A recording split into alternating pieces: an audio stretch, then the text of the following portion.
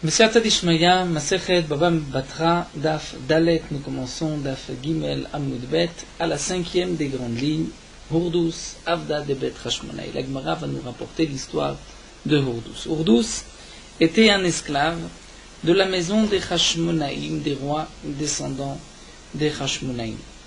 Puisque comme nous le savons, à l'époque de Hanouka, lorsque les Hashmonaïm ont vaincu les Yévanim, les Grecs, ils ont pris le pouvoir, la Meloucha. La Meloucha est restée dans les mains des Hashmonaïm pendant une longue période, jusqu'à ce moment-là où Hurdus, l'esclave des Hashmonaïm, s'est rebellé contre ses maîtres et les a tous tués. Donc Hurdus, Avda de Bet Hashmonaïm, était l'esclave des Hashmonaïm, Natan Enav Bota Tinoket. Il a jeté ses yeux sur une des filles des Hashmonaïm, il voulait épouser une des filles des Hashmonaïm. Yom Achad, un jour, Shama Aou Gavra, il a entendu, cet homme-là, c'est-à-dire Hurdus, a entendu une voix du ciel, les Batkala, des Amar qui a dit Kol Avda de Marid Hashta, tout esclave qui se rebelle maintenant, Matzlach, il va réussir. Donc Kam, il a senti que c'était pour lui un signe du ciel même, il s'est levé et il a tué Katlin, les Koulé Marouté, tous ses maîtres, tous les rois et toute la famille des Hashmonaïm, des Shairel, la Aïe Yenukta.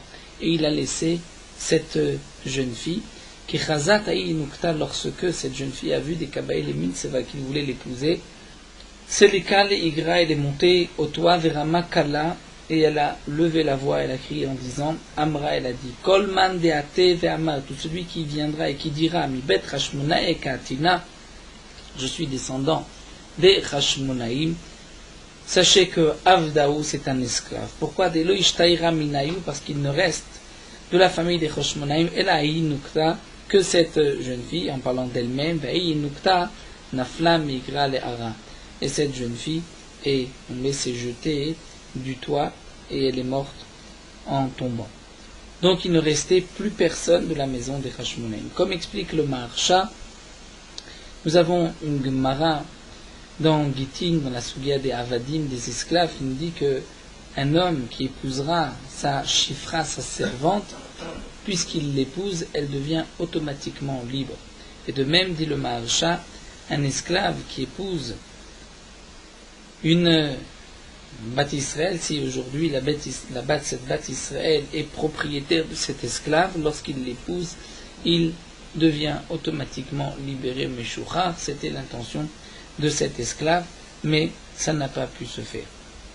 On peut rapporter ici ce que nous dit le Ramban dans Parashat Vayechi, où le Ramban dit que les Hashmonaïm étaient des tzadikim, des chassidim, millionim, de grands tzadikim. Donc comment se fait-il que toute la descendance des Hashmonaïm a été complètement anéantie? Le Ramban répond, étant donné que les Hashmonaïm ont pris la Meloucha, la royauté, alors que les Hashmonaïm étaient des Kohanim, Bimé Tiaou ben Yochanan Kohen Gadol, Hashmonaïm ou Banav, c'était donc les Hashmonaïm, ils étaient Kohanim et des Kohanim Gdolim. Ils ne devaient pas prendre la royauté, la Meloucha, au sein du clan d'Israël, puisque c'est seulement un descendant de la maison de Yehuda, comme c'est marqué dans le pasuk, le Yasur Shevet mi Yehuda. Et puisque nous dit le Ramban, ils ont transgressé, ils ont pris la Meloucha et ils l'ont gardée pour eux pendant près de 200 ans.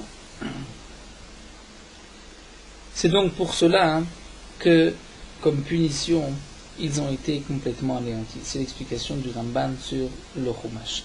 La Gemara poursuit, nous dit Tamna Sheva Shanim. Hurdus a pris cette jeune fille, elle a Tamna, il l'a cachée, il l'a posée à l'intérieur, on posait dans Bedoucha, dans du miel, pour qu'elle puisse se conserver et que son corps ne se décompose pas. Ika de Amri, d'après une version Baalea, il a eu des relations avec cette jeune fille après la mort de cette jeune fille, Kadamri, ou d'après une autre version, Lobalé, il n'a pas eu de relation.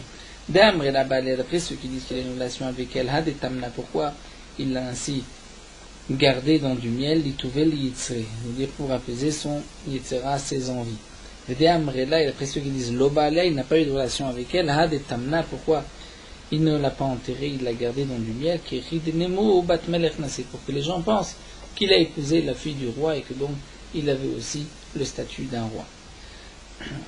Urdus a dit Amar Man Darish Mikerev Achecha Tasim Alecha Melech. Qui est-ce qui doresh le pasouk de parmi tes frères, tu te placeras un roi qui exclut l'esclave. Et comme dit Tosfot, bien que l'explication simple du pasouk, c'est qu'il faut prendre un roi parmi les bénis Israël, mais le pasouk vient exclure le non-juif.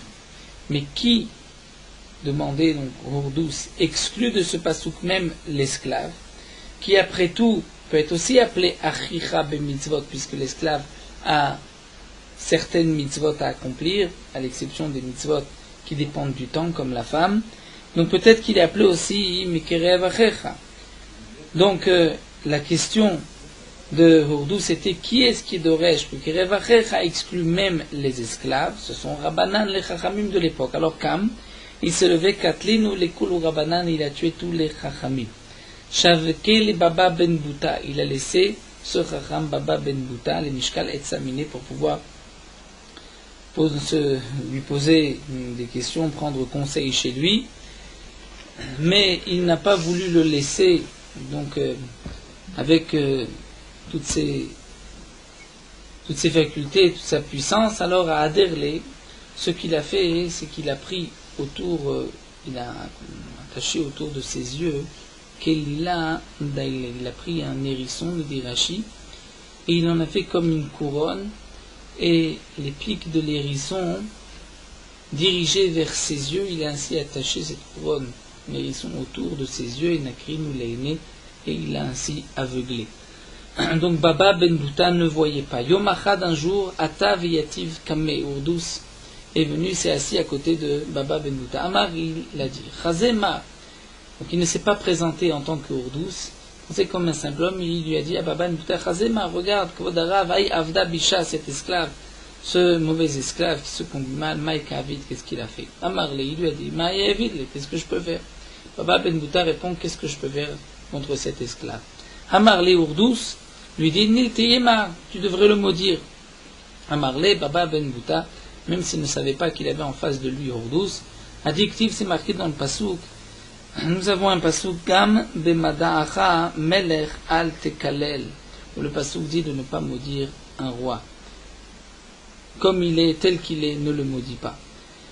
Amarle, il lui a dit, mais Haïlav Melechu, ce n'est pas un roi, c'est-à-dire il ne peut pas recevoir la royauté, mais Kerev Achecha Tasim Alecha Melech. Amarle lui a répondu, Baba Mbouta lui dit, Veleve Ashir Balma, même s'il n'est pas roi. C'est un homme riche, un homme puissant, effectif, et c'est marqué dans le passouk. Et dans la chambre où tu te couches, ne maudis pas le riche.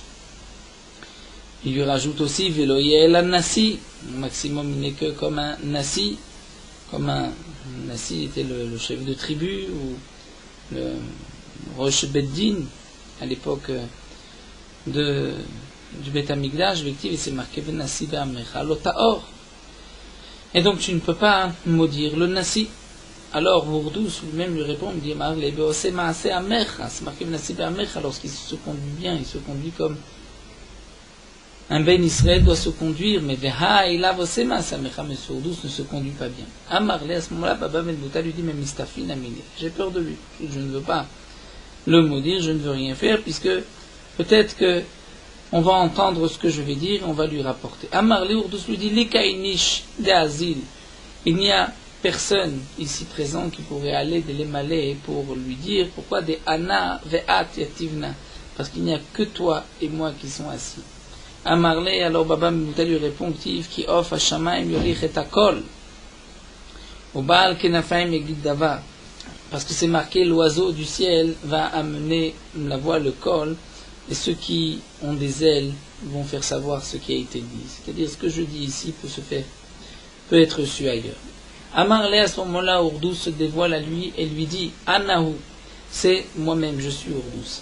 Et Aveyadana, si j'avais su, des aérés Rabbanan Kula, que les Chachamim prenaient tellement de précautions et ne maudissaient pas si rapidement, comme tu l'as fait d'ailleurs, tu as pris toutes ces précaution. Alors, lo avec Kaltina Léou, je ne les aurais pas tués. Hashta, maintenant, Hourdouz pose la question à Baba Ben Bouta. Maï takan te Gavra, qu'est-ce que je peux faire pour réparer mes fautes? Amarle lui a répondu, Hukaba Oroshel Olam, cet homme, c'est-à-dire toi, tu as éteint la lumière du monde. Dirtiv Kiner Mitzvah ve Torah Or. La Torah, c'est Or, c'est de la lumière. Tu as éteint la Torah en tuant les Chachamim. Yeler ve Yasok ve Oroshel Olam. Donc tu vas t'occuper de la lumière du monde. Dirtiv, comme c'est marqué dans le Pasuk, Venaharu Elav Kol Hagoim. À propos du Bet Amigdash, c'est marqué Venaharu Elav Kol Hagoim. Donc Melachon Naharu, Melachon Or. Ou bien, encore, Nidagma Ikade Amre, Achia Marle, ainsi Baba Bimta lui a dit, Husima Eno Shel Olam, puisqu'il a aveuglé les yeux du monde, donc en parlant de ses yeux à lui, Dirti Vaya Imene Aeda, comme c'est marqué dans le Passouk, si c'est des yeux de la Eda, c'est-à-dire du Sanhedrin, de ceux qui sont à la tête de la Eda, et donc il est Vitasek Eno Shel Olam. C'est ainsi, puisque tu as aveuglé, tu as enlevé l'œil du monde, alors va t'occuper de l'œil du monde, irtiv, comme c'est marqué dans le Passouk, Ineni, Mechalel, dit le Passouk, et Migdashi, Geon, Uzechem, Mahmad, Enechem. Mahmad, Enechem, c'est-à-dire ce qui était agréable aux yeux, le Bet Amigdash, donc va t'occuper du Bet Amigdash. Amarle, Urdouz répond, Mistafina, Malchuta, j'ai peur du royaume des Romains. Nous dit Rashi, c'était les Romains qui étaient à l'époque, donc je ne vais pas construire le Bet Amigdash sans leur permission. Amarle lui a dit, tu sais ce que tu vas faire, Shadar Shlicha, envoie un messager qui va demander aux Romains, est-ce que tu peux construire le Bet Amigdash. Velezel Shata, lui va se rendre, il aura une année de voyage. Veleakev Shata, qu'il reste là-bas un an. Veleader Shata, et qu'il revienne une année. Donc en tout, cela fera 3 ans. Adeachi Veachi, pendant ces 3 ans-là, tu as le temps de s'atteler, de détruire le premier Bet Amigdash, ou Benaetle, et de le reconstruire. Avad Achi, c'est ce que Urdouz a fait. Donc il a envoyé. Et 3 ans après, la réponse est arrivée. Mais entre-temps, il avait détruit et commencé à reconstruire le Bet Amigdash. Les Romains lui ont envoyé la chose suivante. Imlo satar ta'al tistor, si tu n'as pas encore détruit, ne détruis pas le Bet Amigdash. Vim satar, tu as détruit, amal tivne, ne le reconstruis pas. Vim satar ta'obanita, si tu as déjà détruit, reconstruit. Avde bisha, les mauvais esclaves, Batar de Avdim Mitnadrim, c'est seulement après avoir agi qu'ils viennent demander la permission.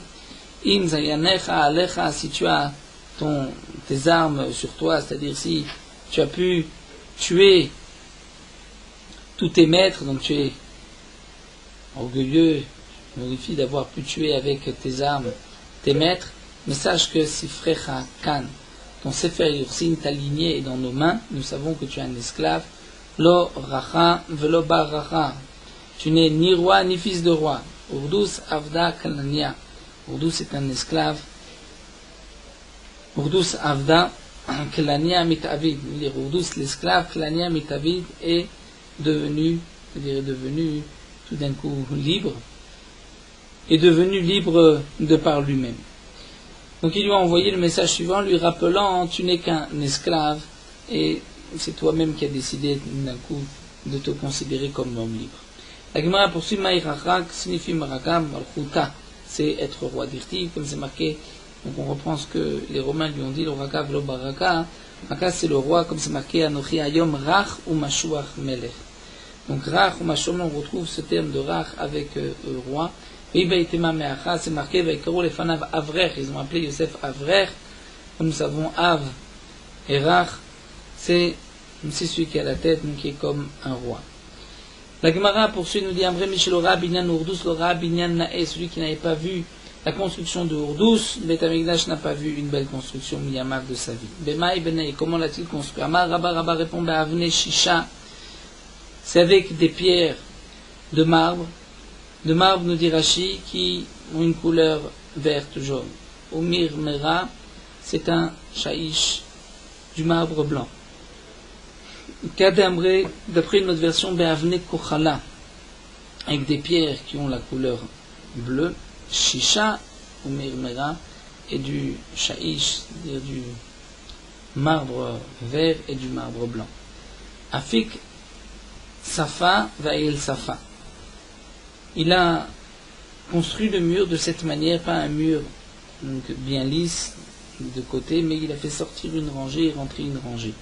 Kérid et Nekabel Sida, afin que le mur puisse recevoir la chaux qu'on allait ensuite enduire ce mur. Et Savar, les Mishei Bedeaba, il a voulu enduire, le recouvrir d'or. Amourle Rabbanan Chamim ont dit Shafkeles. L'Achil Shafir fait ainsi c'est mieux. Pourquoi des Mirze, Kililvata, des Yama. C'est-à-dire ton mur, ce que tu as construit dans Beth Amikdash paraît être comme les vagues de la mer. Donc c'est plus joli ainsi. Ne rajoute pas d'or par-dessus. Donc la question de la Gemara avait été auparavant comment Ourdous a pu, Baba Ben Bouta a pu donner le conseil à Ourdous de détruire pour ensuite reconstruire, puisque nous avons vu qu'on ne peut pas détruire pour reconstruire, il faut d'abord construire, ensuite détruire. Alors la Gemara avait répondu, c'est parce que Baba Ben Bouta avait vu Tiyuah Hazard, il avait vu qu'il y avait une fente, une brèche dans le mur, et donc il fallait le détruire pour le reconstruire. La Gemara continue, Baba Bar Bouta demande la Gemara, Baba Bar Bouta, comment a-t-il pu donner un bon conseil à Ourdous pour se faire pardonner? Pourquoi Daniel a été puni?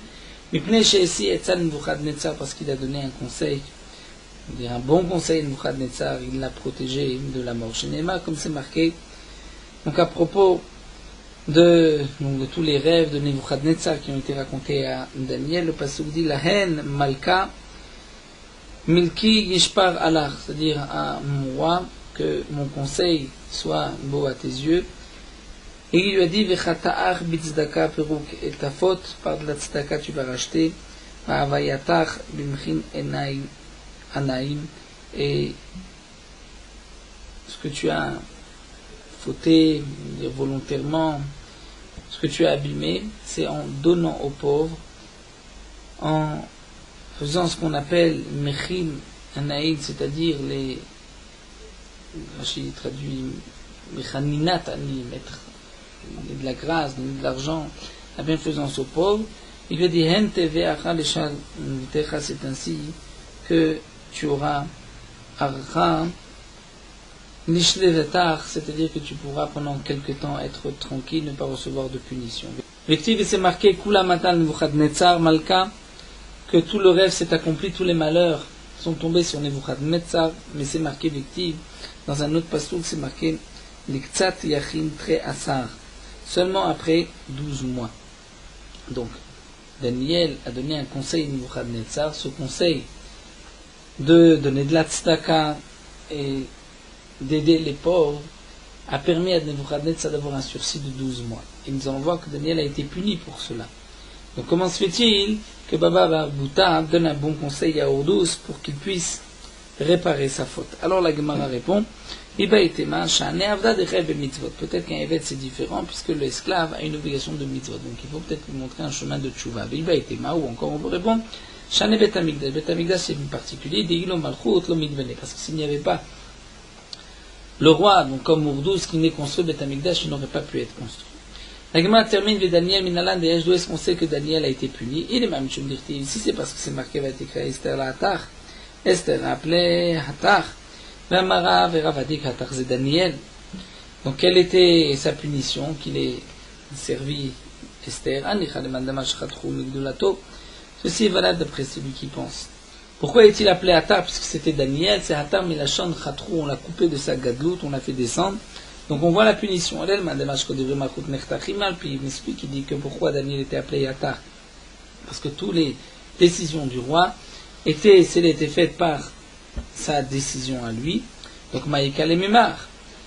Que va-t-on répondre? En quoi Daniel a été puni? L'Agma répond des Shadia les Gova d'Arivata, puisqu'ils l'ont jeté dans une fosse à Lyon. C'était là la punition de Daniel. La Gemara continue, nous reprenons ce que nous avons vu dans la Mishnah. Hakol ki minag Medina, tout dépend du minag de l'endroit. Hakol l'ituyema, il demande à la Gemara qu'est-ce que ceci vient inclure. La Gemara répond l'ituyatra de neige, pour inclure l'endroit où l'habitude est de construire une séparation behutsa vedafna.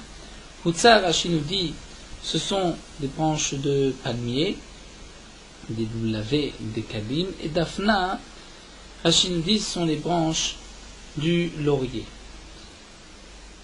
Donc lorsqu'on va faire une clôture avec des branches de palmier, des feuilles de palmier ou du laurier, si c'est le minag de l'endroit, on devra faire une haie, une séparation de cette manière aussi. Les fichar, il a fait la côté la makom va avalim chez Shneim, ils ont vu dans la Mishnah, puisqu'ils vont construire ensemble et que chacun va donner une part de son terrain. Alors si le mur tombe, l'endroit et les pierres appartiennent aux deux. La Gemara demande Pshita, c'est évident, quel est le chidouche, puisqu'ils ont tous les deux participé. La Gemara répond le tzricha, le chidouche est le suivant. On parle dans le cas des nafal et réchouté des chad minayu, que le mur est tombé dans le domaine d'un des deux. Iname ou bien des panines ou chad les réchouté d'idée, que l'un a déblayé toutes les pierres et les a amenées chez lui. Maoud était mal, j'aurais pu croire que puisque les murs sont tombés chez lui, ou puisqu'il a ramassé, il a mis les pierres chez lui, donc il devient mourzak sur les pierres, et l'autre doit apporter une preuve qu'il a aussi participé, kamashman, que ce n'est pas nécessaire, puisque le din est qu'ils vont tous les deux participer, donc nous savons, milechatrila, que amakom bavanim sheshne. Nous avons vu dans la Mishnah, veren begina makom shena guligdo mechayvimoto, dans une guina, lorsque c'est l'habitude de faire une barrière, alors l'un pourra obliger l'autre. La Gemara demande à Goufa Kashia. Il y a une contradiction interne dans la Mishnah. Amarta, tu dis Vechen Bagina. Makom Shena Guligdom, dans un jardin où il y a des arbres. Là où c'est le minag de mettre des barrières, on l'oblige. Hastama, mais si il n'y a pas de minag particulier, El Mechayvimoto, on ne peut pas l'obliger. Emma Sefa, pourtant la suite de la Mishnah dit Aval Bik'a, mais une vallée, nous avons expliqué une vallée, c'est lorsqu'il y a des champs de récolte, Makom Shnagu Shelolik de Remechayvimoto. La Mishnah nous dit que dans un endroit où le minag est de ne pas mettre de barrière, on ne pourra pas l'obliger. Cela laisse sous-entendre Hastama Mechayvimoto, que si c'est Stama, c'est-à-dire il n'y a pas de minag, on l'oblige.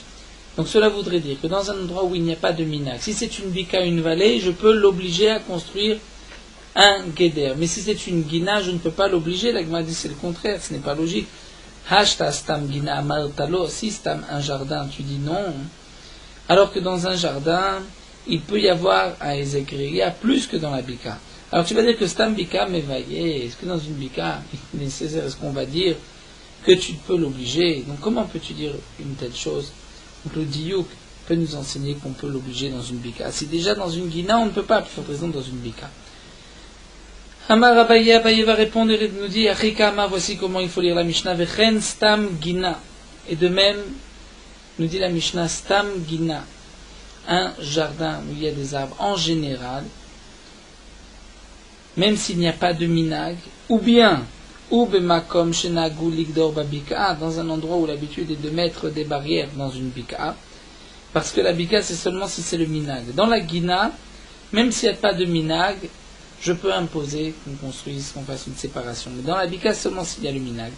Donc comme nous l'avons expliqué, parce que la bika, il y a moins de zekreya que dans la gina, donc mechayvimut.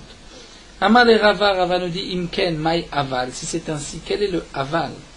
Dans la Mishnah, c'est marqué vechen aval bika, mais la bika. Ici, pourquoi c'est mais la bika?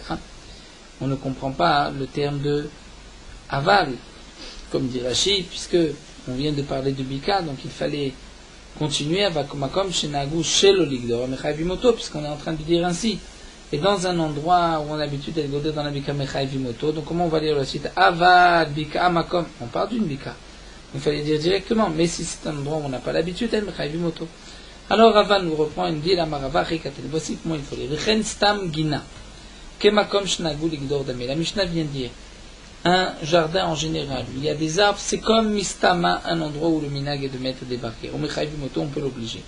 Aval stam bika kemakom shelo nagu dame v'mechayvimoto. Stam une bika, stam une vallée, c'est comme un endroit où il n'y a pas de minag et donc mechayvimoto. Donc il n'y a plus de question. La Mishnah ne parle pas dans un cas où il y a un minag, il n'y a pas de minag. On dit voilà stam gina, c'est comme si le minag était d'obliger à faire une barrière, et stam bika, c'est comme si le minag était de ne pas faire de barrière.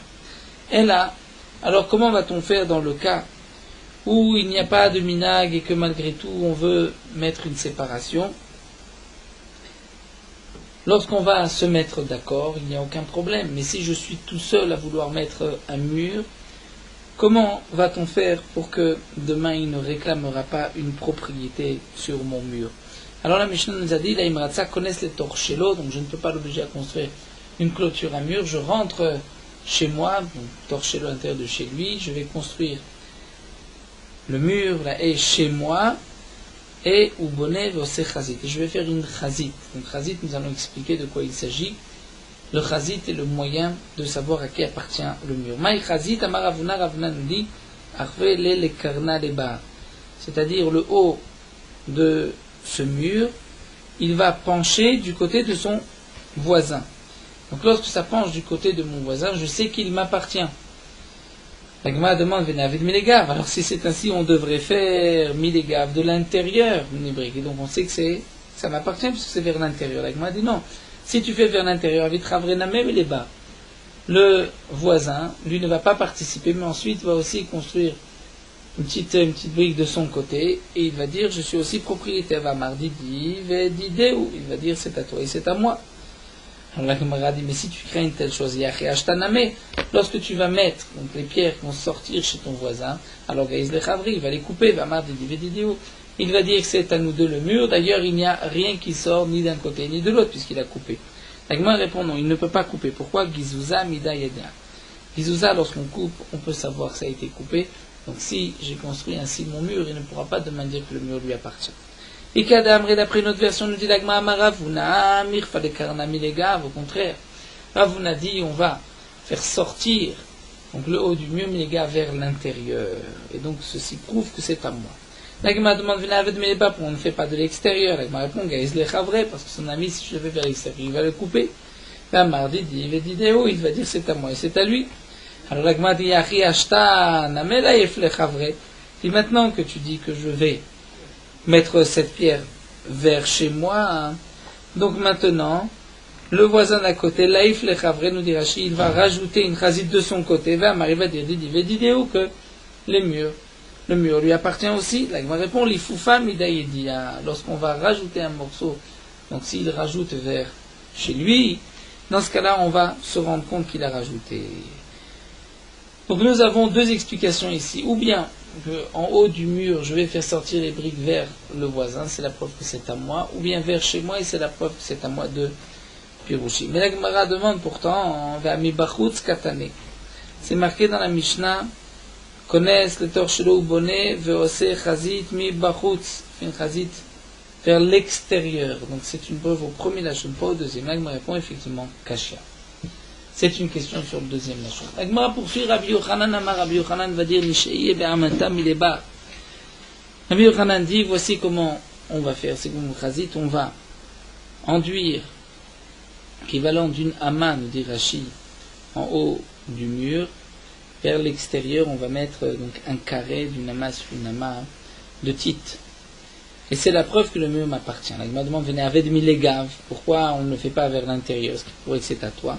Elle me répond parce qu'avit travré les barres. Parce que si c'est à toi, ton voisin risque de faire la même chose de l'autre côté. Famar dit où il va dire c'est à lui, c'est à toi. Et Achim, alors dit la Gemara, si tu crains une telle chose, achtaname, des kapil le chavre, lorsque toi tu vas faire un signe que le mur t'appartient parce que tu vas enduire de l'autre côté une amas sur une amas, et bien là aussi, il risque des capilles d'être mécalèves d'enlever cette chose qui a été mise ce titre sur le mur. Marie va dire Didi, ou l'agma répond qu'il ou femme, il dit non, il ne peut pas faire une telle chose parce que on va s'apercevoir, on va voir que une partie a été détachée, a été épluchée. La Gemara continue avec Hutsa, c'est-à-dire lorsque c'est une séparation de Hutsa. Hutsa, nous avons vu des feuilles de palmier. Amar Rav Nachman nous dit quel va être le siman pour savoir à qui appartient. C'est qu'on va faire ainsi. Si nous fait Yeriché Milebar, donc ces feuilles de palmier qu'on va rentrer pour en faire une haie, comme une sorte de, on va tisser une haie. À chaque fois qu'on prend un nouveau morceau de feuilles, on va le rentrer et faire sortir Yeriché Milebar, le pied vers l'extérieur. Et donc c'est la preuve que ça m'appartient. La Gemara demande, mais les gars, pourquoi tu ne fais pas vers l'intérieur? Ce serait la preuve que ça t'appartient. La Gemara répond, parce que sinon, si tu fais vers l'intérieur, ton voisin va aussi faire vers l'intérieur. Va mardidé, il va dire c'est à lui et c'est à toi. Donc c'est pour cela qu'on fait chez le voisin, et lui, ton voisin ne pourra pas venir chez toi faire la même chose. Donc on sait que c'est à toi et pas à lui. Alors dit la Gemara, c'est ainsi ici, chaque début de ces feuilles de palmier, tu les fais rentrer et l'extrémité sort vers l'intérieur. Alors il risque de couper, de jeter, il va dire c'est à nous deux. Alors la Gemara répond, mashrik letina, il va mashrik enduire les extrémités de ces feuilles avec un peu de boue. Alors la Gemara poursuit, nous dit, mais il va venir son voisin, il va enlever cette petite boue, et ainsi on ne verra rien. La Gemara répond, midaïdia, il nous fait un midaïdia, c'est-à-dire, lorsque on enlève, on voit que ça a été enlevé. Mais Abaye n'est pas d'accord, Abaye termine et dit, Hutsa, let letakante la bishtara. Hutsa, lorsqu'il s'agit d'une telle haie où on ne peut pas mettre de briques, ce n'est pas un mur, let letakante, il n'y a pas de takana, c'est seulement un shtar. C'est-à-dire, si on a écrit un shtar, l'un veut faire une mechitza tout seul, donc il va amener un shtar, il va amener des témoins, ils vont signer qu'il n'y a que lui qui a construit. La Gemara continue, nous avons vu, Avalima Sumidat Shnem, que si les deux étaient consentants, donc qu'est-ce qu'on va faire? La Mishnah avait dit, les deux sont consentants, si étonnant que ce soit, la Mishnah avait dit, alors, Bonim et Takotel Baemtsa, Vosim Chazit Mikan ou Mikan, on fait une Chazit des deux côtés. La Gemara va poser la question, Hamar le Rava, mais Parzika le Ravashi, lo yasu, lose velose, pour faire une Chazit des deux côtés. Puisque le mur appartient aux deux, donc il n'est pas nécessaire de faire un signe ni d'un côté ni de l'autre, on sait que le mur appartient aux deux. La Gemara répond à Marlé Lotzricha. Le chidouche, c'est dans ce cas-là des Kadim Chad Nayuv avait dit. On parle dans le cas où un des deux a effectivement agi ainsi en faisant sortir les extrémités de ces feuilles-là vers l'extérieur. Donc il voulait prouver que c'est à lui, et donc c'est pour cela, puisqu'il n'y a pas eu de partage, le premier doit aussi faire la même chose de l'autre côté, et s'il n'avait pas fait de l'autre côté, Amar, il va dire vidéo. Donc pourquoi c'est marqué dans la Mishnah, on fait un chazit d'un côté comme de l'autre, c'est lorsque l'un s'est empressé de le faire. Mais alors la Gemara demande, qu'est-ce que le Tana veut nous enseigner? Que si un des deux a fait ce qu'il ne fallait pas faire, alors voici comment on doit se conduire.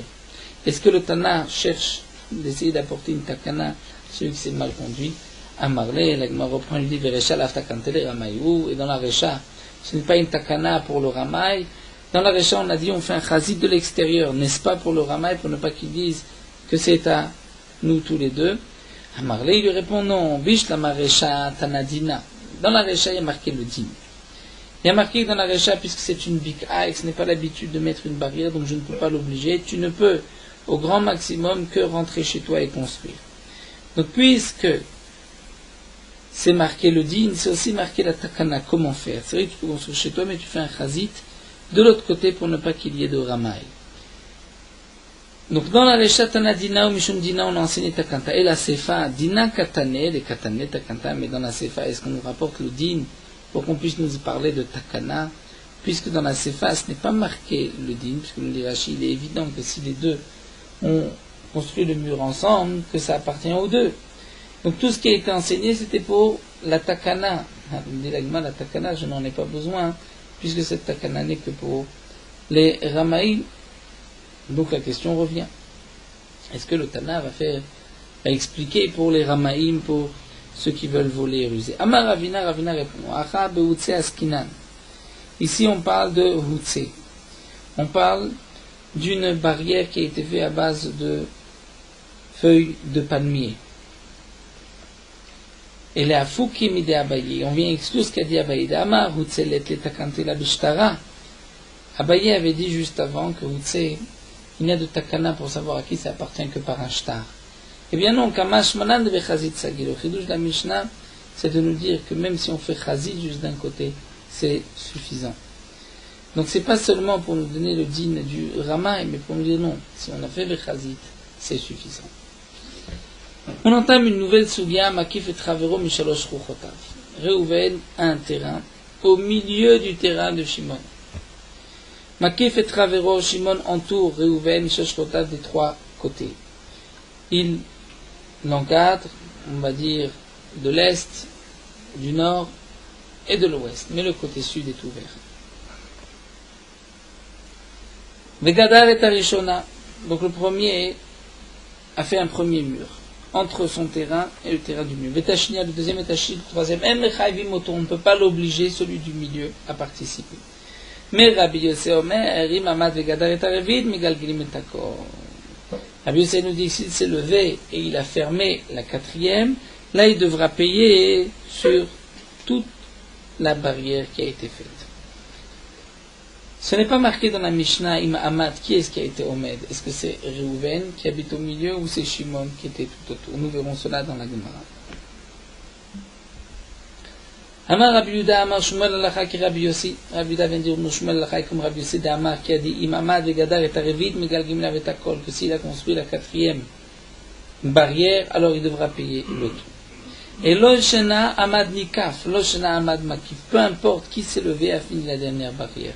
Si c'est Nikaf, celui qui était au milieu et qui doit payer puisqu'il montre qu'il est consentant, ou même si c'est le Makif, celui qui est autour puisqu'il a fermé, celui du milieu doit dorénavant payer.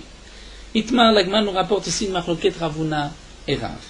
Ravuna Amar Akol Efima Shegada. Rashi nous explique, lorsque on dit que celui du milieu doit s'associer, il doit s'associer de tous les frais du premier. Il payera moitié de ce que le premier a payé. Chiyabarav Akol Efi de Mekanim Bezol. Chiyabarav dit non. Il devra payer en fonction de Kanim, de roseaux Bezol, qui ne valent pas cher. Pourquoi nous dit Rashi? Parce que lui peut dire, mais moi je voulais une simple mechitza, je ne voulais pas un mur de pierre. Donc c'est vrai que grâce à toi, mon terrain a été complètement fermé, mais malgré tout, moi je ne demandais pas une telle chose, un mur de pierre. Donc je te donne le minimum de Mekanim Bezol. Tanan Nagma nous rapporte la Mishnah Makif Traver Mishlosh Ruchotav, celui qui entoure son prochain de trois côtés. Vegadaret Rishona, il a fermé la première barrière d'un côté. Vetashnia, la deuxième, Tashit, la troisième. En Mechaivim Oto, on ne l'oblige pas. Ah, Revihit. Mais cela voudrait dire que la quatrième, Mechaivim Oto, on l'oblige. On l'oblige à payer. Et Masefa, mais voyons voir la suite. Rabbi Yossé Omer Imamad Vegadaret Arevit, Megalgelim Alavetakol, que s'il se lève et il ferme la quatrième, on lui fera payer tout. Donc en vérité, Tanakama et Rabbi Yossé disent la même chose. Tanakama est d'accord que Revit, s'il ferme la quatrième, Mechaivim Oto. Et Rabbi Yossé dit que s'il ferme la quatrième, Gamla Vetakol. Donc la Gemara nous dit, Bish Lama le Ravuna, encore d'après Ravuna. Damar Akol Efima Shegada. Ravuna a dit que tout dépend en fonction des frais qu'il a eu. Un mur de pierre, il doit payer en fonction du mur de pierre. Alors nous dit la Gemara pour Ravuna, Aïnou dit Ben Tanakama et Rabbi Yossé. On peut comprendre quelle est la marloquette entre Tanakama et Rabbi Yossé. On va dire. Tanakama Savar Akol Efid Mekanim Bezol. Tanakama est moins mahmir. Il dit c'est vrai qu'il doit payer, mais il ne va pas s'associer au prix de la pierre, mais d'une simple haie. Mais les frais qu'il a investis, celui qui a mis ces murs-là, ça, celui du milieu n'est pas obligé de payer. Rabbi Yossé, ça va à Kol et Fimashegadar. Rabbi Yossé pense non, à Kol et Fimashegadar, tout dépend de ce qu'il a fait. Et donc on pourrait répondre et expliquer la Mishnah ainsi. Dans la Mishnah, c'est marqué qu'il a fermé la première, premier coin, deuxième et troisième. On ne l'oblige pas. S'il ferme le quatrième, on l'oblige. Mais on l'oblige à quoi? À payer, nous dit la Gemara, juste Mekanim Bezol, la plus simple des séparations. Et Rabbi Yossé dit non. Imamad et Gadarvim Galgimir Takot, c'est-à-dire il veut rajouter et dire tu payes le prix du mur. Et là, les Chiya Barav me demande la Gemara d'après Chiya Barav, de Amar qui lui a dit à Kol Efid Mekanim Bezol, qui a dit que même lorsqu'on fait la quatrième paroi, on ne paye que le prix d'une simple paroi. Alors, Maïka ben Tanakama de Rabbi Yossé, quelle va être la marloquette? Comment on va expliquer la marloquette entre Tanakama et Rabbi Yossé? Id mekanim bezol lo kayaivle. Alors, Maïka yaivle.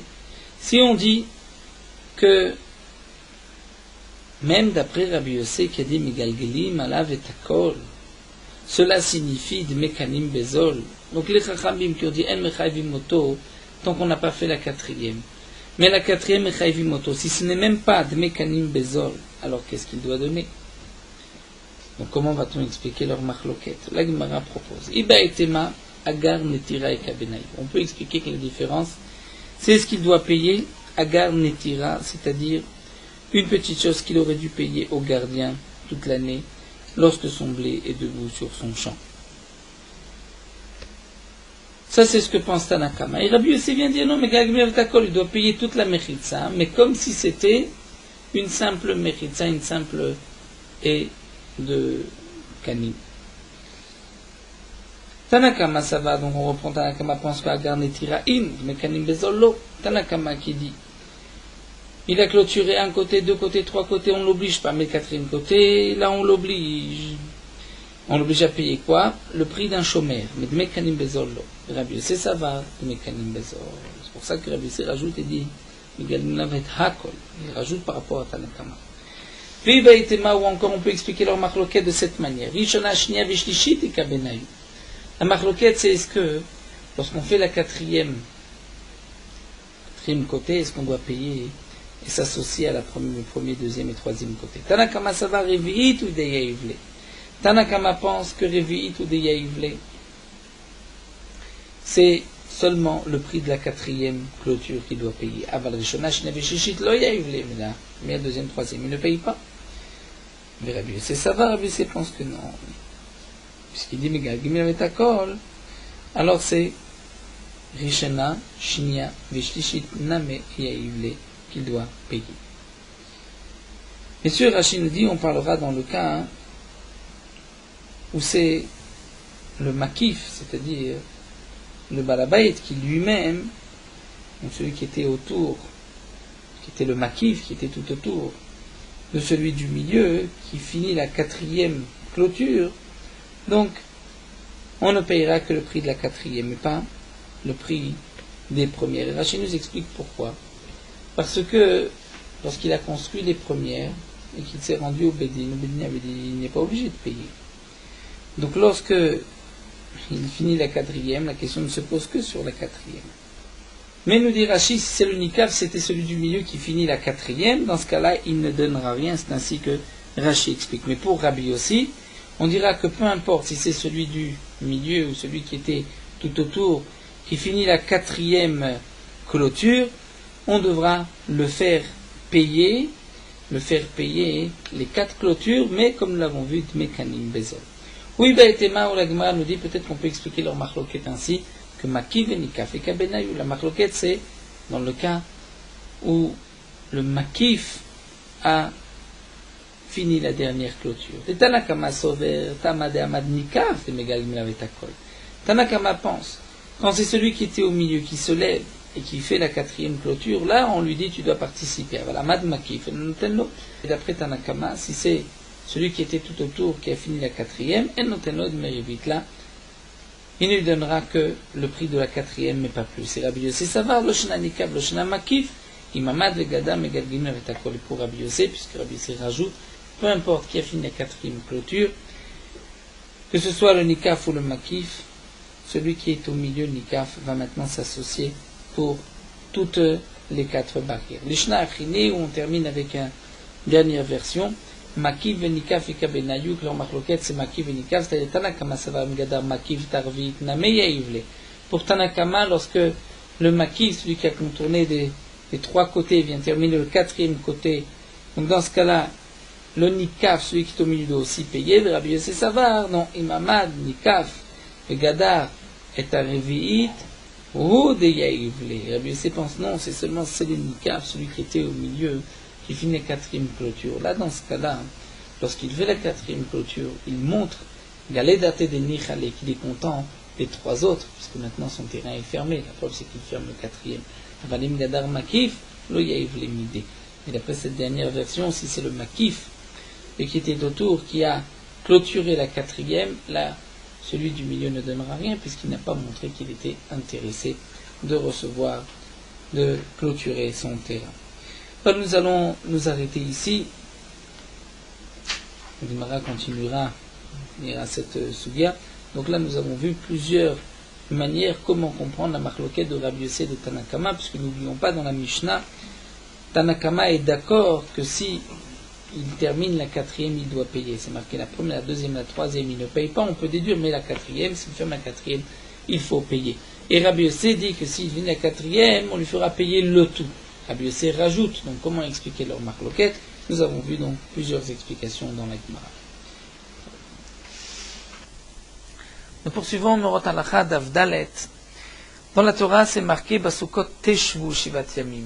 Donc dans les Sukkot, dans la Souka, vous allez habiter pendant 7 jours. De là, les Khamim m'ont appris que Teshvu signifie Tadourou, habiter, non pas seulement Teshvu, s'asseoir, mais habiter. C'est-à-dire que la mitzvah est de s'asseoir dans la Souka comme un homme a l'habitude d'habiter chez lui toute l'année. Donc là, les Khamim m'ont fixé, pendant 7 jours, un homme doit rendre sa maison Araï, c'est-à-dire c'est une maison qui n'est pas fixe, alors que la Souka devient Keva, le domicile fixe. Comment on accomplit la mitzvah de Souka? On mange, on boit, on dort, on se promène, et on habite dans la Souka pendant 7 jours, le jour de la nuit, et les détails de cette mitzvah, nous le verrons par la suite. Pendant 7 jours, lorsqu'un homme étudie, il doit étudier dans la Souka, mais si l'étude à l'extérieur de la Souka est meilleure pour lui, il arrive à mieux se concentrer, à ce moment-là il est dispensé d'étudier dans la Souka, et il doit étudier dans sa maison ou dans un Beth Midrash, là où il pourra se concentrer. Parfois même dans la Souka, il fait trop froid ou trop chaud, et il nous est difficile d'étudier. On est dispensé d'étudier à ce moment-là dans la Souka. Donc tout dépend du contexte. Si un homme peut se concentrer, il doit étudier dans la Souka. Celui qui doit étudier, ouvrir beaucoup de livres, et que d'amener tous ces sfarim dans la Souka va lui demander un effort, une tira particulière, il est possible qu'il soit patour de Souka et qu'il pourra étudier là où se trouvent les livres.